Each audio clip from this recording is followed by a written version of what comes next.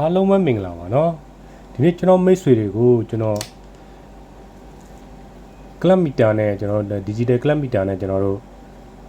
register တိုင်းဝန်တိုင်းနည်းလေးကျွန်တော်ရှင်းပြအောင်เนาะဘာလို့လဲဆိုတော့ပထမဗီဒီယိုမှာကျွန်တော် analog meter နဲ့ကျွန်တော်တိုင်းဝန်တိုင်းနည်းလေးကျွန်တော်ရှင်းပြပေးတာရယ်เนาะအခုကကျွန်တော်ဒီ club meter နဲ့ပေါ့เนาะဘာလို့လဲဆိုတော့ကျွန်တော်ရှိမှာတချို့မိတ်ဆွေတွေကကျွန်တော်တို့ရှိမှာ club meter ပဲရှိရယ်โอเคတချို့မိတ်ဆွေတွေကျွန်တော်တို့ရှိမှာ analog meter ပဲရှိရယ်ဆိုတော့ကျွန်တော် analog meter နဲ့တိုင်းပြလို့ရှိရင်တချို့မိတ်ဆွေတွေကကျွန်တော်တို့ဒီ club meter နဲ့ချက်တိုင်းပြပြီပါเนาะ club meter နဲ့ဘယ်လိုတိုင်းမတိုင်းနေလေးပေါ့เนาะအဲ့တော့ကျွန်တော် club meter နဲ့ကျွန်တော်ချက်တိုင်းပြမယ်နောက်တစ်ခုကျွန်တော်ဒီ club meter တိုင်းမတိုင်းနည်းကိုကျွန်တော်ဘယ်လိုတိုင်းရမလဲဆိုတာလဲကျွန်တော်ပထမဗီဒီယိုမှာကျွန်တော်တင်ပေးတာရှိတယ်ကျွန်တော်ဒီ club meter ဘယ်နေရာမှာထားလို့ရှိရင်ဘာတိုင်းလို့ရတယ်ဆိုတဲ့ဥစ္စာပေါ့เนาะကျွန်တော်ဒီ club meter ကြီးကြတော့ကျွန်တော်ဒီအရင်ရိုးရှင်းတယ်ပေါ့နော်ဘာလို့လဲဆိုတော့ကျွန်တော်ဒီ analog meter တွေပိုင်းနဲ့ကျွန်တော်မတူဘူးပေါ့နော် analog meter တွေပိုင်းနဲ့ကျွန်တော်တိုင်းမယ်ဆိုလို့ရှိရင် register တွေပိုင်းဆိုလို့ရှိရင်ကျွန်တော်တစ်ခုတိုင်းရင်တစ်ခုချိန်နေရတယ်ပေါ့နော်ဒီ club meter ကြတော့ကျွန်တော်တို့ကဒါချိန်စရာမလိုဘူးပေါ့နော်တခါတည်းသူ့နေရာမှာကျွန်တော်ထားလိုက်တာ ਨੇ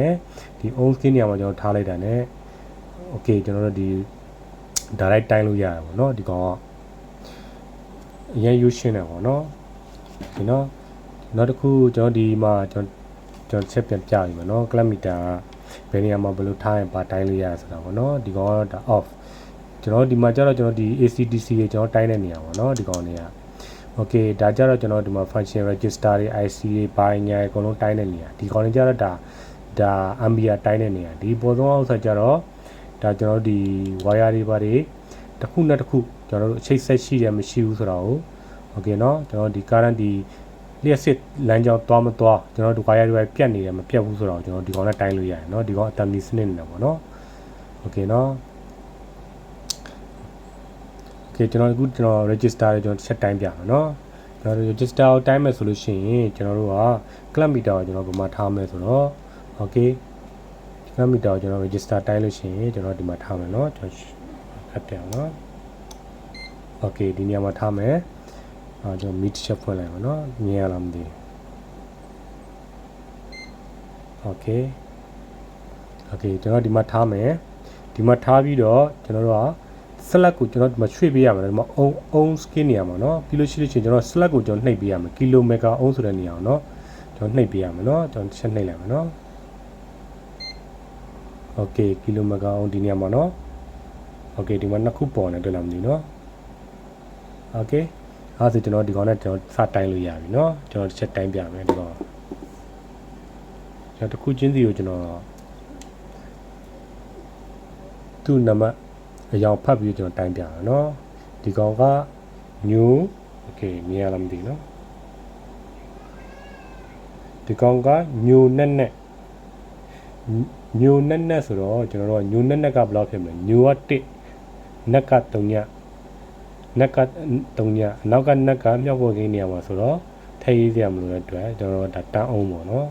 โอเคဒီကောင်တန်းအောင်ရှိမရှိကျွန်တော်ကြည့်မယ်နော်10အောင်ပေါ့နော်10အောင်ရှိမရှိကျွန်တော်ကြည့်မယ်နော်โอเคတော့ချက်တိုင်းကြည့်မယ်โอเค10အောင်နောက်တစ်ခုကျွန်တော်တစ်ခုပြောဖို့ရှိရနော်10.1โอเคနော်10.1တမှန်တယ်ပေါ့နော်နောက်တစ်ခုကျွန်တော်တို့ဒီ analog meter နဲ့ပဲဖြစ်ဖြစ်ကျွန်တော် club meter နဲ့ပဲဖြစ်ဖြစ်တိုင်းလို့ရှိရင်ကျွန်တော်တို့အတိအကျပြတယ်ဆိုတော့မရှိဘူးပေါ့နော်အဲ့လိုမျိုးကျွန်တော်အနေချင်းညော့တာလေးရှိမယ်အနေချင်းပို့တာလေးရှိမယ်ဒီလောက်ဒါမျိုးရှိရနော်အဲ့ဒါကျွန်တော်ဒီ club meter မှမဟုတ်ဘူးကျွန်တော်ဒီ analog meter လည်းတူတူပဲပေါ့နော်โอเคနော်ဒီကောင်က10 ohm ပေါ့နော်10 ohm โอเค10 ohm ရပြီပေါ့ဒီကောင်မှန်သွားပြီပေါ့နော်โอเคနောက်တစ်ခုကျွန်တော်ယူတိုင်းပြမယ်ဒီကောင်ကဘာလဲဆိုတော့မြင်ရလားမသိနီနက်မောဆိုတော့နီရနှစ်ပေါ့နော်နီရနှစ်နက်က3ညမောကကြတော့မြောက်ဖို့ကိန်းနေရာမှာဆိုတော့ကျွန်တော်က3ည3လုံးဆိုတော့ကျွန်တော်ဘယ်လောက်ဖြစ်သွားမလဲဒီကောင်ကနီနက်မောဆိုတော့ကျွန်တော် 20k ရတယ်ပေါ့နော်ဒီကောင်က 20k ဆိုတော့ okay 20k ဆိုတော့ကျွန်တော်2000ပြောတာပေါ့နော် okay ကျွန်တော်တိုင်းကြည့်မယ်တစ်ချက်ဒီကောင် 20k ရှိမရှိပေါ့နော်ကျွန်တော်ဒီ register ကျွန်တော်တိုင်းမယ်ဆိုလို့ရှိရင်ပေါ့နော်လက်ကကင်တိုင်းလို့မရအောင်เนาะလက်ကလုံးဝမကင်ပါနဲ့เนาะ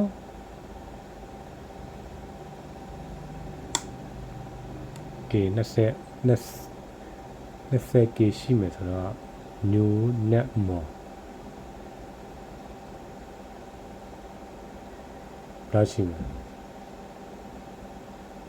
ဟုတ်ပါ sorry နီနက်မော်ဆိုတော့သူက 20k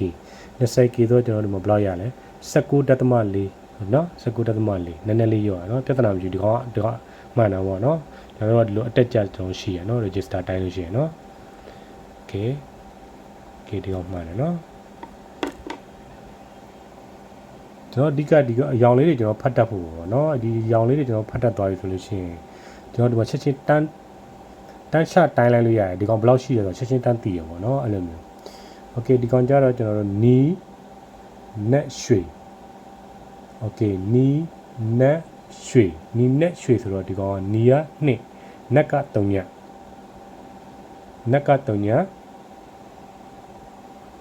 ကျွန်တော်တို့ရွှေကကြတော့ကျွန်တော်ဒါမြောက်ဖို့ကိန်းနေရမှာကျွန်တော်ဒီကောင် okay ကျွန်တော်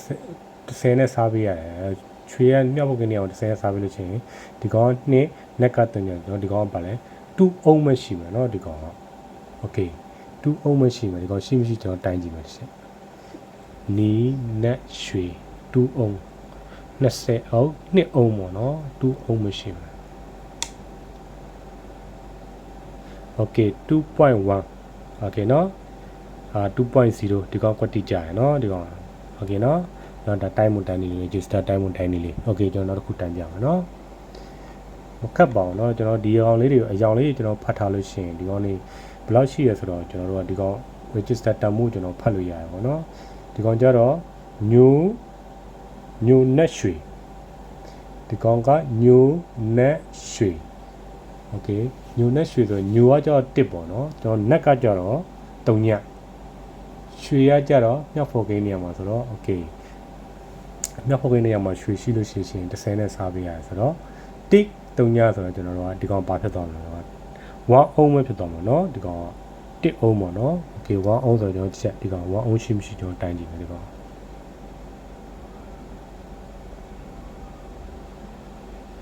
okay 1.0 เนาะ1အုံး okay ဒီကောင်လည်းမှန်တယ်เนาะokay နောက်တစ်ခုကျွန်တော်ပြမယ်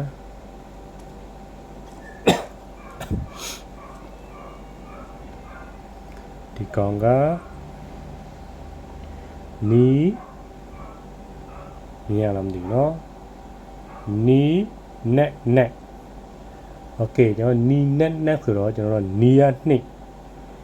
2နက်က3ညနောက်ကနက်ကကြတော့မြောက်ဖို့ကိန်းနေရမှာဆိုတော့ကျွန်တော်ထည့်ရရမှာအတွက်ကျွန်တော်တို့ကနှစ်3ညဖြစ်သွားပါเนาะ3ညဆိုတော့20အုံးဖြစ်သွားတာပေါ့เนาะဒီကောင်က okay 20အုံးဒီကောင်20အုံးရှိမရှိကျွန်တော်တစ်ချက်တိုင်းပြတာเนาะကျွန်တော်ဒီ club meter နဲ့တိုင်းလိုက်ကြတော့ကျွန်တော်ကတကယ်ရိုးရှင်းတယ်เนาะကျွန်တော်တခါတည်းချိန်ထားလိုက်တာနဲ့တန်းဟိုနေဖြစ်လို့ရတယ် analog meter နဲ့မတူဘူး okay 19.8ပေါ့เนาะဒီမှာဒါ19.8ဆိုတော့20အုံးဆိုတော့ okay เนาะဒါမှန်တယ်ပေါ့เนาะ okay เนาะနဲကျင်းရတော့ကျွန်တော်ရွေ့တယ်เนาะဒီဥစ္စာကျွန်တော်ဒါ analog meter ပဲဖြစ်ဖြစ် club meter ပဲဖြစ်ဖြစ်ကျွန်တော်ဘယ်ကနေပဲတိုင်းတိုင်းနဲကျင်းရတော့ရွေ့ရเนาะ okay เนาะကျွန်တော်နောက်တစ်ခုယူတိုင်းပြမယ်ဒီကောင်ဘာလဲဆိုတော့နေရအောင်ဒီเนาะနီနက်နီဆိုတော့နီကကြတော့2ပေါ့เนาะနက်ကကြတော့3ညအနောက်ကနီကကြတော့3ညနှလုံးဆိုတော့ကျွန်တော်ဘာဖြစ်သွားမလဲ2k ဖြစ်သွားမှာပေါ့เนาะကျွန်တော်တို့ကဒါမြောက်2 3ညဆိုတော့ကျွန်တော်တို့ကဒါ1000နဲ့ပြန်စားလို့ချင်းဒါ2ဖြစ်သွားမှာเนาะ 2k ဖြစ်သွားမှာပေါ့เนาะ okay ကျွန်တော်ဒီကောင် 2k ရှိမရှိကျွန်တော်ကြည့်မှာเนาะ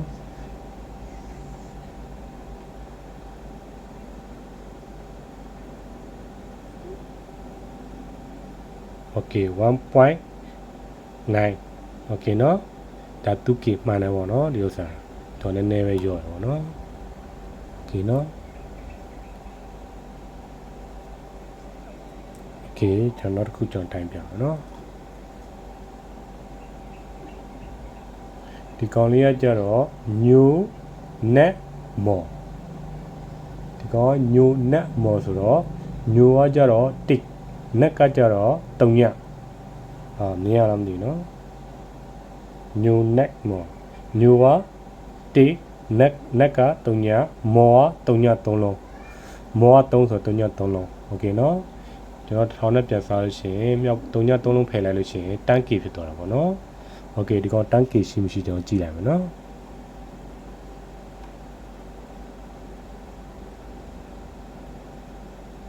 โอเคတန်းကေမှန်တယ်နော် 9.86 โอเคနော်ဒါတန်းကေပေါ့နော်โอเคမှန်တယ်နော်ဒီဥစ္စာလေးโอเคနော်ဒီလောက်ဆိုလို့ရှိရင်ကျွန်တော်မိတ်ဆွေတွေကျွန်တော်ရှင်းညီကိုနားလည်သဘောပေါက်မှာလို့ထင်ပါတယ်နော်တိုင်းမွန်တိုင်းလေးဘယ်လိုတိုင်းရတယ်ဆိုတော့โอเคနော်အားလုံးပဲဒီနေ့တော့ဒီလောက်ပါပဲနော်အားလုံးပဲဘိုင်ဘိုင်ပါ